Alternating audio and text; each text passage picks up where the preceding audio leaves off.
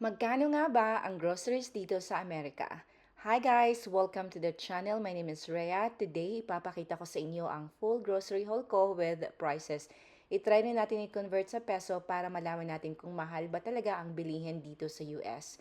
Ang binibili ko ay mostly organic and cleaner na version ng mga pagkain dito. So first off, bumili ako ng sauerkraut. Ang sauerkraut ay good for gut health kasi ito ay fermented cabbage. Next ay sour cream. Medyo mahal, pero, no, not sour cream, whipping cream. Ginagamit ko siya for coffee. And of course, milk. And chicken, yun na nga, more on organic. So, organic chicken yung binibili ko dito. Next, yung greens para sa tinola or kahit anong sabaw. Kasi mahilig tayo magsabaw, kaya bumili rin ako ng kamatis. Meron pa naman akong kamatis na frozen, but ito din, bumili lang ako. Wow! Ginger and onion. Next ay carrots. Ay, may S pala kasi marami sila. Char. And then throat coat, ginagamit ko to as mint sa work.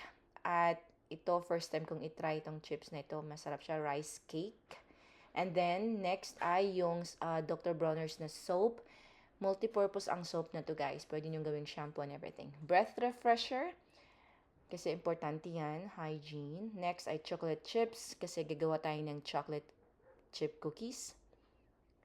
And this was really expensive. And then maple syrup. Ginagamit ko ito to sweeten my coffee or sa mga like recipes. And then coffee, of course. Ito ay medyo mahal. Pero okay lang kasi wala na tayong stock. And then, brown sugar.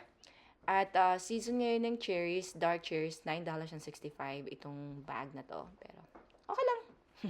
And then, pumunta rin ako ng Asian grocery store. At ito yung nabili ko. May nakita kong hopya. Hopya monggo. And then, krill para sa ukoy. Ito, favorite ko to, lutuin yung ukoy. And then, what else? Kumuha rin tayo ng piatos. Kasi minsan lang dito sa area namin magka-piatos. So, bumili ako ng 2 piatos talaga. And then, yung frozen na saging na saba. Yon. Bumili na ako ng marami kasi hindi ako naman pupunta palagi sa Asian grocery store. Anyway, so ang ginasto ko dito total ay $231.94. Ilagay ko lang sa screen magkaano ito in peso kasi hindi ako naka-ready.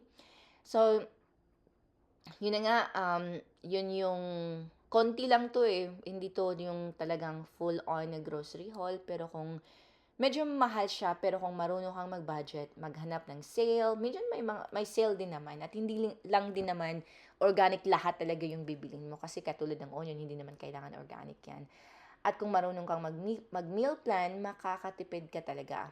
So, comment down below kung sa tingin nyo mahal ba or okay lang ang price ng groceries dito sa Amerika compared sa Pilipinas.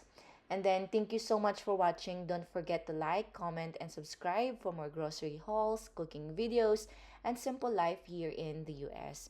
See you on my next video. Thank you guys for watching. And as always, you guys take care.